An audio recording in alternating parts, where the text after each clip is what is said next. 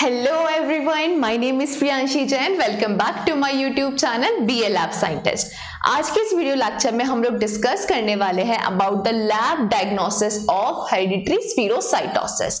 Last video lecture में हम लोगों ने डिस्कस करा था कि हेरिडिटरी स्फीरोसाइटोसिस क्या है, हेरिडिटरी स्फीरोसाइटोसिस की पैथोजेनेसिस क्या है, वो ऑलरेडी हम डिटेल में डिस्कस कर चुके हैं। तो उस वीडियो का लिंक मैं आपको आई बटन में और डिस्क्रिप्शन बॉक्स में मेंशन कर दूंगी। बट आज जो हमारा फोकस है वो रहेगा कि एग्जैक्टली हेरिडिटरी स्फीरोसाइटोसिस की लैब डायग्नोसिस कैसे करी जाती है। अगर किसी पर्सन को हेरिडिटरी स्फीरोसाइटोसिस है तो उस पर्सन के हमें कौन कौन से लैब टेस्ट, कौन कौन से इन्वेस्टिगेशंस कराने चाहिए फाइनली ये डायग्नोस करने के लिए कि उस पर्सन को हेरिडिटरी स्फीरोसाइटोसिस है या फिर नहीं है। देखिए यहाँ पे हमने लैब डायग्नोसिस को टोटल 4 कैटेगरीज में डिवाइड कर रखा है। फर्स्ट कैटेगरी है हमारी पेरिफेरल ब्लड एग्जामिनेशन, जिसमें हम ये डिस्कस करेंगे कि हमारे जो कंप्लीट ब्लड काउंट के पैरामीटर्स हैं, जो सीबीसी के पैरामीटर्स हैं, उन पैरामीटर्स में क्या क्या चेंजेस आ रहे हैं। सेकंड कैटेगरी हमारी पेरिफेरल स्मीयर। पेरिफेरल स्मीयर में बेसिकली क्या करा जाएगा, पेरिफेरल ब्लड लिया जाएगा, पेरिफेरल ब्लड से हम स्लाइड बनाएंगे, स्लाइड की क्या करी जाएगी, स्टेनिंग करी जाएगी। स्टेनिंग करने के बाद माइक्रोस्कोपी करी जाएगी। उस माइक्रोस्कोपी में क्या क्या चेंजेस आते हैं वो हम किसके अंदर डिस्कस करेंगे, पेरिफेरल स्मीयर एग्जामिनेशन में डिस्कस करेंगे। थर्ड आएगा हमारा bone marrow examination. Bone marrow examination का बोन मैरो का सैंपल लिया जाएगा, उसका एग्जामिनेशन किया जाएगा।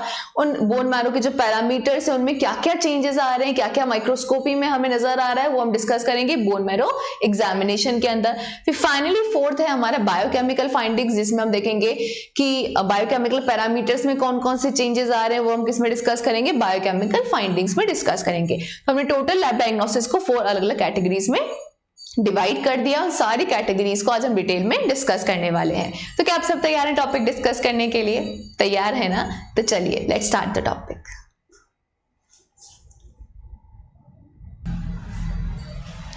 लैब डायग्नोसिस को डिस्कस करने से पहले एक बार हम सुपरफिशियली समझते हैं कि एग्जैक्टली हेरिडिटरी स्फीरोसाइटोसिस में क्या होता है। देखिए हेरिडिटरी स्फीरोसाइटोसिस में बेसिकली इसकी स्टोरी कहां से स्टार्ट होती है, जेनेटिक म्यूटेशन से। जेनेटिक म्यूटेशंस का मतलब क्या है, देखिए आप इमेजिन करिए ये है हमारी आरबीसी, ठीक है।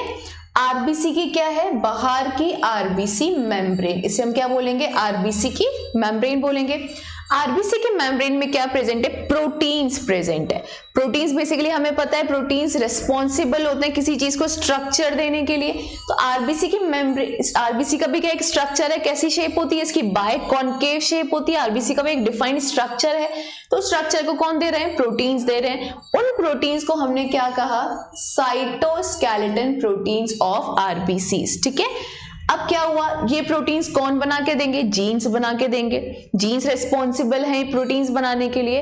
अगर किसी वजह से उन जीन्स के अंदर, उनके जीन्स का जो सीक्वेंस है उसमें क्या आ गया, कोई म्यूटेशन आ गया, कुछ चेंजेस आ गए, कुछ बदलाव आ गए, ठीक है। तो बेसिकली क्या हुआ, इसके अंदर जेनेटिक म्यूटेशन हुआ उन जीन्स के अंदर। कौन से जीन्स, जो हमें साइटोस्केलेटन, ये जो प्रोटीन्स यहाँ पे लगे हुए हैं वो साइटोस्केलेटन जो प्रोटीन्स बना के दे रहे हैं, उन जीन्स में क्या आ गया, कुछ चेंजेस आ गए, जेनेटिक म्यूटेशंस हुआ किसके अंदर, वो जीन्स जो रिस्पॉन्सिबल है फॉर द प्रोडक्शन ऑफ क्या बनाने के लिए, आरबीसी के साइटोस्केलेटन प्रोटीन्स बनाने के लिए रिस्पॉन्सिबल है। उन जीन्स के अंदर क्या आ गया, कोई म्यूटेशन आ गया। उस म्यूटेशन आने की वजह से जो साइटोस्केलेटन प्रोटीन्स बनेंगे वो क्या बनेंगे, नॉर्मल तो नहीं बन पाएंगे, क्योंकि उसकी जो जीन्स बना रहे हैं उसी में कोई म्यूटेशन आ गया है।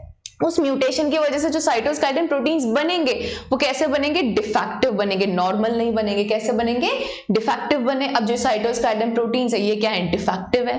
डिफेक्टिव होने की वजह से जो आरबीसी की मेम्ब्रेन है ये स्टेबल नहीं है। इसका साइटोस्केलेटन में अगर कोई डिफेक्ट है, इमेजिन करो ये आरबीसी है, आरबीसी के नीचे जो प्रोटीन्स को सपोर्ट कर रहे हैं वो उस सपोर्ट में अगर कोई डिफेक्ट है तो आरबीसी का जो स्ट्रक्चर है वो स्टेबल नहीं रहेगा, वीक रहेगा, अनस्टेबल रहेगा। तो ऐसी आरबीसीज जब हमारी नैरो कैपिलरीज में जाएंगी तो कैपिलरीज में क्या होगा, आरबीसी की मेम्ब्रेन पे प्रेशर पड़ेगा। उस प्रेशर पड़ने की वजह से जो सेल मेम्ब्रेन है आरबीसी की वो क्या हो जाएगी, लॉस, टूट जाएगी। तो बेसिकली क्या होगा, इस डिफेक्ट होने की वजह से आरबीसी की मेम्ब्रेन लॉस हो जाएगी, यहाँ से टूटने लगेगी। जैसे ये रप्चर हो गई, यहाँ से रप्चर हो गई। रप्चर होने की वजह से आरबीसी जब एक दूसरे के साथ जुड़ेगी, एक दूसरे के साथ बेसिकली इसका स्ट्रक्चर जब यहाँ से इसका फ्रेगमेंट अलग हो गया, फ्रेगमेंट अलग होने के बाद जब ये आपस में ही इसकी मेम्ब्रेन जुड़ जाएगी तो कैसी शेप बन जाएगी इसकी, स्फेरिकल। तो कैसी बन जाएंगी आरबीसी, स्फेरिकल बन जाएगी। स्फेरिकल आरबीसी जब कहाँ जाएंगी, स्प्लीन के अंदर। स्प्लीन में स्फेरिकल आरबीसी का जो होता है डिस्ट्रक्शन, वो हम ऑलरेडी डिस्कस कर चुके हैं। तो स्प्लीन में क्या हो जाएगा, आरबीसी का डिस्ट्रक्शन हो जाएगा। डिस्ट्रक्शन होने की वजह से आरबीसी का काउंट क्या हो जाएगा, कम। नॉर्मल जो काउंट है आरबीसी क्या हो जाएगा, कम हो गया, आरबीसी टूट रही है। काउंट कम हो जाएगा तो हीमोग्लोबिन कॉन्सेंट्रेशन भी क्या हो जाएगा, उसका कम हो जाएगा। ठीक है, तो ये था हमारा कि एग्जैक्टली हेरिडिटरी स्फीरोसाइटोसिस में क्या हो रहा है। अब नेक्स्ट हम डिस्कस करेंगे इन सारे हमारी जो कैटेगरीज है इसको हम डिटेल में डिस्कस करेंगे। सो फर्स्ट है हमारा peripheral blood examination. Peripheral blood examination में देखिए कौन कौन से पैरामीटर है। फर्स्ट पैरामीटर है हमारा आरबीसी काउंट। ये भी हमने समझा कि अगर आरबीसी की शेप कैसी हो जाएगी, स्फेरिकल, तो स्फेरिकल आरबीसी स्प्लीन में जाके क्या हो जाएंगी, टूट जाएंगी, उनका डिस्ट्रक्शन हो जाएगा। तो अगर आरबीसी का डिस्ट्रक्शन होगा तो फाइनली उस पर्सन के अंदर आरबीसी काउंट क्या हो जाएगा, डिक्रीज होने लगेगा। ठीक है, तो पहला पैरामीटर हमें क्लियर हो गया। सेकेंड पैरामीटर है हमारा हीमोग्लोबिन कॉन्सेंट्रेशन। हमें पता है हीमोग्लोबिन कहाँ प्रेजेंट है, आरबीसी के अंदर। तो अगर आरबीसी ही टूट रही तो हीमोग्लोबिन भी डिस्ट्रक्ट होगा। हीमोग्लोबिन डिस्ट्रक्ट होगा तो हीमोग्लोबिन का कॉन्सेंट्रेशन भी क्या हो जाएगा, डिक्रीज हो जाएगा। थर्ड पैरामीटर है हमारा रेटिक्युलोसाइट काउंट। रेटिक्युलोसाइट काउंट क्या होगा, यहाँ पे इंक्रीज होगा। क्यों होगा, हम पहले भी डिस्कस कर चुके हैं कि अगर मेरी बॉडी के अंदर आरबीसी का डिस्ट्रक्शन बढ़ गया है, ठीक है, तो ये डिस्ट्रक्शन किसको पता लग जाएगा, मेरी बोन मैरो को पता लग जाएगा। तो बोन मैरो क्या करेगी, कंपनसेशन करने की कोशिश करेगी, बराबरी करने की कोशिश करेगी। मतलब कि अगर मेरी बॉडी से आरबीसी का डिस्ट्रक्शन बढ़ गया है तो मेरी बोन मैरो रेस्पॉन्स में आरबीसी के प्रोडक्शन को बढ़ा देगी। ठीक है, प्रोडक्शन जब बढ़ेगा तो हमने पहले भी डिस्कस करा था कि जो आरबीसी का जब फॉर्मेशन होता है तो टोटल 6 स्टेजेस से वो गुजरती हैं। तो आरबीसी से जस्ट मैच्योर आरबीसी जब बन जाती है उससे जस्ट पहली वाली स्टेज क्या होती है, हमारी रेटिक्युलोसाइट। तो जब मेरी बोन मैरो आरबीसी के प्रोडक्शन को बढ़ा देगी तो रेटिक्युलोसाइट्स का काउंट क्या हो जाएगा, इंक्रीज हो जाएगा। तो यहाँ पे हमें रेटिक्युलोसाइट काउंट क्या आ जाएगा, इंक्रीज नजर आएगा। फोर्थ है हमारा पैरामीटर रेड सेल इंडिसेस, जिसमें आते हैं हमारे एमसीवी, एमसीएच, एमसीएचसी। तो यहाँ पे अगर हम फोकस करेंगे एमसीवी पे तो एमसीवी क्या हो जाएगा, डिक्रीज हो जाएगा। क्यों डिक्रीज हो जाएगा, इमेजिन करिए कि आपके सामने एक बाइकॉन्केव शेप की आरबीसी, जब नॉर्मल आरबीसी होती है वो कैसे शेप की होती है, बाइकॉन्केव। तो बाइकॉन्केव शेप की आरबीसी में आपको नजर आ रहा है वॉल्यूम थोड़ा ज्यादा होता है। ठीक है, तो नॉर्मल जब बाइकॉन्केव शेप की आरबीसी होती है तो उसका वॉल्यूम क्या होता है, ज्यादा होता है। लेकिन अगर ये बाइकॉन्केव शेप की आरबीसी का साइज क्या हो गया, शेप क्या हो गई, पहले बाइकॉन्केव थी, फैली हुई आरबीसी थी बाइकॉन्केव, तो वॉल्यूम अच्छा खासा इसने ऑक्यूपाई कर रखा था।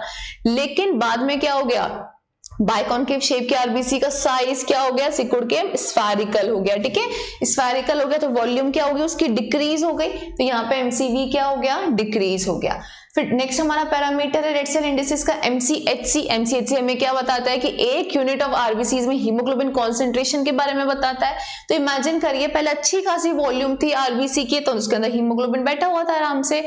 लेकिन जब इसकी शेप क्या हो गई, स्फेरिकल, या फिर उस आरबीसी की वॉल्यूम क्या हो गई, कम हो गई, तो ऑटोमेटिकली क्या हो रहा है, उस हीमोग्लोबिन का कॉन्सेंट्रेशन, वॉल्यूम कम हो रही है तो हीमोग्लोबिन का कॉन्सेंट्रेशन क्या हो रहा है, बढ़ रहा है। ठीक है, यहाँ पे वॉल्यूम कम हो गई तो हीमोग्लोबिन का कॉन्सेंट्रेशन नॉर्मल नजर आ रहा था। लेकिन जैसे उसकी वॉल्यूम कम हो गई तो हीमोग्लोबिन का कॉन्सेंट्रेशन क्या हो गया, पर आरबीसी या per unit volume of RBC कितना हो गया, इंक्रीज हो गया। तो यहाँ पे हमें एमसीएचसी क्या आएगा, इंक्रीज नजर आएगा।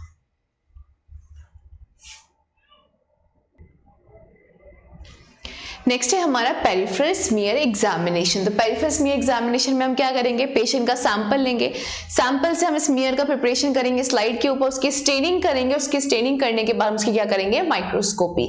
तो माइक्रोस्कोपी करने के बाद हमें क्या क्या नजर आएगा, सबसे पहली चीज तो सिंपल है कि हमें कैसी आरबीसीज नजर आएंगी, स्फेरिकल शेप की आरबीसीज नजर आएंगी, इस तरीके से स्फेरिकल शेप की आरबीसीज नजर आएंगी। दूसरी प्रॉपर्टी हमें नजर आएगी पॉलीक्रोमेजिया। पॉलीक्रोमेजिया का मतलब क्या है, पॉली मतलब मल्टीपल, क्रोमेजिया मतलब कलर्स, मतलब बेसिकली माइक्रोस्कोप में हमें मल्टीपल कलर्स नजर आएंगे। मल्टीपल कौन कौन से कलर्स नजर आ रहे हैं? एक तो रेडिश कलर नजर आएगा और एक ब्लूइश कलर नजर आएगा। रेडिश कलर क्यों नजर आएगा? क्योंकि आरबीसीज प्रेजेंट है, तो आरबीसीज की वजह से कैसा कलर नजर आएगा? रेडिश कलर की आरबीसीज नजर आएंगी। लेकिन अभी हमने लास्ट समझा था कि इसमें क्या होता है, हेरिडिटरी स्फीरोसाइटोसिस में रेटिक्युलोसाइट्स का जो काउंट है वो इंक्रीज हो जाता है। तो रेटिक्युलोसाइट्स की वजह से वहां पे ब्लूइश कलर नजर आता है। ऐसा क्यों? क्योंकि रेटिक्युलोसाइट्स के अंदर जो एक्स्ट्रा न्यूक्लियर पार्ट है ना, उसका जो साइटोप्लाज्म का पार्ट है, वहां पे काफी सारे राइबोसोम्स प्रेजेंट होते हैं रेटिक्युलोसाइट्स में। वो राइबोसोम्स क्या करते हैं? ब्लूइश कलर से स्टेन होते हैं। तो उस ब्लूइश कलर की स्टेन होने की वजह से वो कैसे नजर आते हैं? ब्लूइश कलर के नजर आएंगे। ठीक है, तो यहाँ पे पॉलीक्रोमेजिया मतलब रेडिश कलर भी नजर आ रहा है और ब्लूइश कलर भी नजर आ रहा है, तो हमें कैसे नजर आएंगे? पॉलीक्रोमेजिया नजर आएगा। फाइनली हमें एक और चीज क्या नजर आएगी? Absence of central part. Absence of central part का मतलब क्या है कि नॉर्मल जो हमारी आरबीसीज होती है ना, इन आरबीसीज में बाहर की तरफ तो आपको रेडिश कलर नजर आता है, लेकिन बीच में एक सेंट्रल पैलर मतलब खाली सी स्पेस नजर आएगी, रेड कलर नजर नहीं आता, उसको हम बोलते हैं कि सेंट्रल में एक पैलर पार्ट प्रेजेंट है, राइट। तो सेंट्रल पैलर पार्ट प्रेजेंट किसमें आएगा? हमें नॉर्मल बाइकॉनकेव शेप की आरबीसीज के अंदर। लेकिन जैसे ही आरबीसीज की ऐसी हो गई स्फेरिकल, अभी हमने समझा था स्फेरिकल आरबीसीज में हीमोग्लोबिन का कॉन्सेंट्रेशन पर आरबीसी क्या हो जाता है? इंक्रीज। हीमोग्लोबिन का कॉन्सेंट्रेशन पर आरबीसी इंक्रीज हो गया तो उसका जो रेडिशनेस है वो भी इंक्रीज हो जाएगा। रेडिशनेस इतना इंक्रीज हो जाएगा कि बीच का जो सेंट्रल पार्ट है, सेंट्रल पैलर पार्ट जो है वो नजर नहीं आता। ठीक है, तो इसके अंदर हमें absence of central pallor part नजर नहीं आएगा। तो यहाँ पे हमें क्या क्या नजर आएगा? एक तो स्फेरिकल आरबीसीज नजर आएंगी, पॉलीक्रोमेजिया नजर आएगा और हमें सेंट्रल पार्ट नजर नहीं आएगा। नेक्स्ट है हमारा थर्ड बोन मैरो एग्जामिनेशन। जब हम बोन मैरो एग्जामिनेशन करेंगे तो हमें हाइपर सेलुलर बोन मैरो नजर आएगी। हाइपर सेलुलर का मतलब क्या है? वर्ड से समझ आ रहा है कि नंबर ऑफ सेल्स इंक्रीज नजर आते हैं बोन मैरो के अंदर, काफी सारे सेल्स नजर आएंगे। क्यों नजर आ रहे हैं? क्योंकि अभी हमने समझा था कि हेरिडिटरी स्फीरोसाइटोसिस में अगर आरबीसी का डिस्ट्रक्शन इंक्रीज हो जाता है तो बोन मैरो आरबीसी के प्रोडक्शन को बढ़ा देती है। प्रोडक्शन को बढ़ा देगी, नंबर ऑफ सेल्स भी बढ़ेंगे। ठीक है, तो इसलिए हमें हाइपर सेलुलर बोन मैरो नजर आएगी। अब कौन सी हाइपर सेलुलर बोन मैरो नजर आएगी? इरिथ्रोइड हाइपरप्लेजिया नजर आएगा। इरिथ्रोइड हाइपरप्लेजिया का मतलब क्या है कि आरबीसी का प्रोडक्शन बढ़ रहा है तो कौन सी वाली सीरीज पे इंपैक्ट आ रहा है? इरिथ्रोइड सीरीज पे इंपैक्ट आ रहा है। इरिथ्रोपोइसिस का मतलब क्या होता है? आरबीसी का प्रोडक्शन। तो आरबीसी का प्रोडक्शन हम बढ़ाएंगे तो इरिथ्रोइड सीरीज के जो सेल्स हैं वो इंक्रीज होंगे, तो उस वजह से हमें बोन मैरो एग्जामिनेशन में क्या नजर आएगी? इरिथ्रोइड हाइपरप्लेजिया। अब फोर्थ आते हैं हमारे बायोकेमिकल फाइंडिंग्स में। तो बायोकेमिकल्स में कुछ बायोकेमिकल पैरामीटर्स है हमारे, जैसे कि बिलिरुबिन, वो कैसा आएगा? इंक्रीज्ड आएगा। इसका मतलब क्या है? देखिए, हेरिडिटरी स्फीरोसाइटोसिस में बेसिकली क्या हुआ? आरबीसी का डिस्ट्रक्शन इंक्रीज हो रहा है, स्फेरिकल आरबीसी टूट ज्यादा रही हैं। जितनी ज्यादा आरबीसी टूटेंगी, हमने एक वीडियो लेक्चर में डिस्कस करा था कि जब आरबीसी टूटती हैं तो उनका बाय प्रोडक्ट, लास्ट का प्रोडक्ट क्या बनता है? बिलिरुबिन बनता है। तो जितनी ज्यादा आरबीसी टूटेंगी, सीरम में बिलिरुबिन का लेवल, कौन सा बिलिरुबिन? अनकॉन्जुगेटेड बिलिरुबिन का लेवल क्या हो जाएगा? सीरम के अंदर इंक्रीज आएगा। सीरम का लेवल इंक्रीज आया, अनकॉन्जुगेटेड बिलिरुबिन किस में कन्वर्ट होता है? फिर कॉन्जुगेटेड बिलिरुबिन। कॉन्जुगेटेड बिलिरुबिन किस में कन्वर्ट होता है? यूरोबिलिनोजन और स्टेरकोबिलिनोजन के अंदर।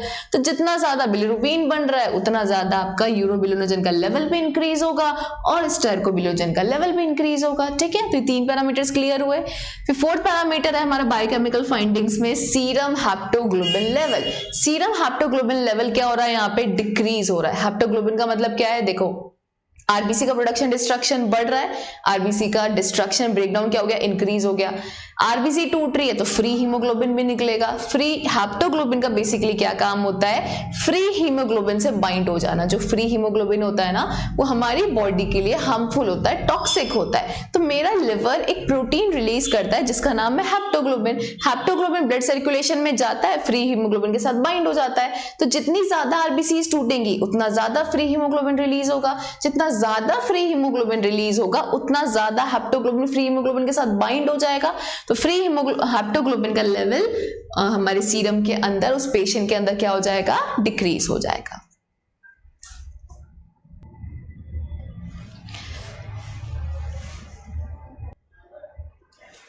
सो नेक्स्ट हम समझते हैं हेरिडिटरी स्फीरोसाइटोसिस की लाइफ डायनेमिक्स का फ्लो चार्ट। फ्लो चार्ट देखिए कहां से स्टार्ट हो रहा है, सीबीसी से, मतलब सबसे पहले हमने कंप्लीट ब्लड काउंट चेक करा। कंप्लीट ब्लड काउंट में हमें आरबीसी का काउंट डिक्रीज आ रहा है, हीमोग्लोबिन का कॉन्सेंट्रेशन भी डिक्रीज आ रहा है, तो हमारा फोकस कहां चला गया, पेशेंट को एनीमिया हो सकता है। यहां तक हम पहुंचे, हमारी डायग्नोसिस की अप्रोच यहां तक पहुंची, एनीमिया तक। यहां तक पहुंचने के बाद हमने क्या अप्रोच ली, हमने रेटिकुलोसाइट काउंट देखा, इंक्रीज आ रहा है। यूसीबी मतलब अनकॉन्जुगेटेड बिलिरुबिन का लेवल देखा, इंक्रीज आ रहा है। लैक्टेट डिहाइड्रोजनेज का लेवल देखा, इंक्रीज आ रहा है। बेसिकली एलडीएच क्या होता है, आरबीसीज के अंदर प्रेजेंट होता है, तो जितना ज्यादा आरबीसीज का ब्रेकडाउन होगा उतना एलडीएच बाहर रिलीज होगा, जितना ज्यादा वो रिलीज होगा उतना उसका लेवल इंक्रीज आएगा। तो एलडीएच का लेवल भी क्या आ रहा है, इंक्रीज आ रहा है। फ्री हेप्टोग्लोबिन का लेवल क्या आ रहा है, डिक्रीज आ रहा है। ठीक है, जैसे हमें पैरामीटर्स दिखे तो हमारा फोकस कहां चला गया, क्या हो सकता है, सारे पैरामीटर्स हमें कहां फोकस कर रहे हैं कि आरबीसीज के साथ कोई प्रॉब्लम हो रही है। आरबीसीज के साथ हमें ये फाइंडिंग्स में तो प्रॉब्लम दिख गई, फिर हमने क्या देखी, उसकी पेरिफेरल स्मीयर देखा, कि हम उसकी माइक्रोस्कोपी देखते हैं कि आरबीसीज की शेप में तो कुछ प्रॉब्लम नहीं आई है। जैसे ही हमने उसका पेरिफेरल स्मीयर देखा, उसकी माइक्रोस्कोपी करी, तो हमें वहां पे स्फीरोसाइट्स नजर आए और पॉलीक्रोमेजिया नजर आया। ठीक है, यहाँ पे जो ये स्फीरोसाइट्स का नजर आना, ये हेरिडिटरी स्फीरोसाइटोसिस में एक मेन क्लिनिकल मतलब मेन फाइंडिंग होती है लैब डायग्नोसिस की। ठीक है, तो हमें जैसे ही स्फीरोसाइट्स नजर आए, तो अब हमने देखा कि स्फेरिकल आरबीसीज तो बन रही है, सारी दिक्कत आरबीसी से रिलेटेड चल रही है। उसके बाद हमें ये भी दिख रहा है कि स्फेरिकल आरबीसीज बन रही है, लेकिन अब हमें ये देखना है कि कॉज क्या है, स्फेरिकल आरबीसीज क्यों बन रही है। सिर्फ हेरिडिटरी स्फीरोसाइटोसिस की वजह से स्फेरिकल आरबीसीज नहीं बनती हैं, बहुत सारी अलग अलग अदर कंडीशंस भी होती हैं जिसकी वजह से आरबीसीज की शेप स्फेरिकल हो जाती है। तो अब हमें ये अप्रोच रखनी है कि स्फेरिकल आरबीसीज का कॉज क्या है, वजह क्या है। तो वो अप्रोच क्लियर करने के लिए हमने नेक्स्ट टेस्ट कराते हैं यहाँ पे डीसीटी या फिर DAT, direct antiglobulin test या फिर डायरेक्ट कूम्स टेस्ट। यहाँ पे हमने डीसीटी या फिर डीएटी टेस्ट कराया। बेसिकली डीसीटी टेस्ट लिए कराया जाता है ये देखने के लिए कि पेशेंट की जो स्फेरिकल आरबीसीज हैं वो किसी एंटीबॉडीज की वजह से तो नहीं बन रही, कुछ ऐसी एंटीबॉडीज तो नहीं बन गई उस पेशेंट के अंदर जिस एंटीबॉडीज की वजह से उस आरबीसीज की शेप क्या हो रही है, स्फेरिकल। तो बेसिकली डीसीटी टेस्ट उस एंटीबॉडीज को डिटेक्ट करने के लिए कराया जाता है। तो हमने डीसीटी टेस्ट कराया, नेगेटिव आया। नेगेटिव आया उसने बता दिया कि किसी एंटीबॉडीज की वजह से नहीं हो रहा है ये चीज। तो अगर नेगेटिव आया तो हमने फिर क्या देखा, उसका ऑस्मोटिक फ्रेजिलिटी टेस्ट कराया। ठीक है, इसको हम शॉर्ट में ओएफटी बोलते हैं। हमने जैसे इसका ऑस्मोटिक फ्रेजिलिटी टेस्ट कराया, वो अगर पॉजिटिव आया तो हमें क्या पता लगा कि पेशेंट की जो स्फेरिकल आरबीसीज नजर आ रही थी हमें, वो किस वजह से आ रही हैं, हेरिडिटरी स्फीरोसाइटोसिस या फिर हेरिडिटरी इलिप्टोसाइटोसिस। इलिप्टोसाइटोसिस में बेसिकली ओवल शेप की आरबीसीज हो जाती हैं। ठीक है, तो इस वजह से क्या आ रही थी, इसकी स्फेरिकल शेप आ रही थी। लेकिन इन केस अगर डीसीटी क्या आ गया, पॉजिटिव आ गया, तो हमारा ध्यान, हमारी अप्रोच कहां चली गई कि उसको हेरिडिटरी, उसको कोई मतलब इनहेरिट डिजीज नहीं है, लेकिन उस पेशेंट के अंदर कुछ ऐसी एंटीबॉडीज बन गई हैं, वो एंटीबॉडीज आरबीसीज के अगेंस्ट बनी है, आरबीसीज की जो सेल मेम्ब्रेन है उसके अगेंस्ट बनी है, और वो एंटीबॉडीज आरबीसीज की सेल मेम्ब्रेन को डिस्ट्रक्ट कर रही है, डैमेज कर रही है। डैमेज होने की वजह से ओवरऑल हो क्या रहा है स्फेरिकल आरबीसीज में, जैसी आरबीसी की सेल मेम्ब्रेन डैमेज हो जाती है, आरबीसीज की शेप कैसी हो जाती है, स्फेरिकल, फिर स्फेरिकल आरबीसी स्प्लीन में जाके टूट जाती है। तो एंटीबॉडीज की वजह से भी आरबीसीज की शेप स्फेरिकल हो सकती है। ठीक है, तो अगर डीसीटी क्या आ गया पॉजिटिव, तो इसने आपका क्या ध्यान कहां ध्यान ले गया, ये कि आरबीसीज की जो शेप स्फेरिकल हो रही है वो किसी एंटीबॉडीज की प्रेजेंस की वजह से हो रही है। ठीक है, अब एंटीबॉडीज या तो वो आईजीजी हो सकती है, आपका डीसीटी पॉजिटिव आ रहा है तो वो आईजीजी एंटीबॉडीज के साथ पॉजिटिव आ सकता है, या फिर C3 के साथ पॉजिटिव आ सकता है। C3 के साथ पॉजिटिव आना बेसिकली हमें ये बताता है कि आईजीएम टाइप की एंटीबॉडीज की वजह से हो रहा है। ठीक है, अगर आईजीजी एंटीबॉडीज की वजह से हो रहा है तो डीसीटी पॉजिटिव आएगा विद आईजीजी। तो अगर आईजीजी के साथ पॉजिटिव आ रहा है तो वो कौन कौन सी कंडीशंस हो सकती हैं, एआईएचए हो सकता है, ऑटो इम्यून हिमोलाइटिक एनीमिया हो सकता है, ड्रग इंड्यूस किसी ड्रग की वजह से हिमोलाइसिस हो सकती है, उसको हम ड्रग इंड्यूस हिमोलाइसिस बोलते हैं, या फिर कोई ऑटो इम्यून डिजीज हो सकती है जैसे कि SLE। ठीक है, और अगर वो पॉजिटिव आता है C3 के साथ तो ये इसका क्या मतलब है कि वो आईजीएम एंटीबॉडीज की वजह से आरबीसीज की सेल मेम्ब्रेन डैमेज हो रही है, उसकी वजह से शेप स्फेरिकल हो रही है। तो वो किस केस में हो सकता है, कोल्ड एग्लूटिनेशन डिजीज के केस में हो सकता है। तो ये था हमारा लैब मतलब flow chart of lab diagnosis. So yeah this is all about this video lecture. If you like this video please like, share and subscribe to my YouTube channel. Thank you so much for watching.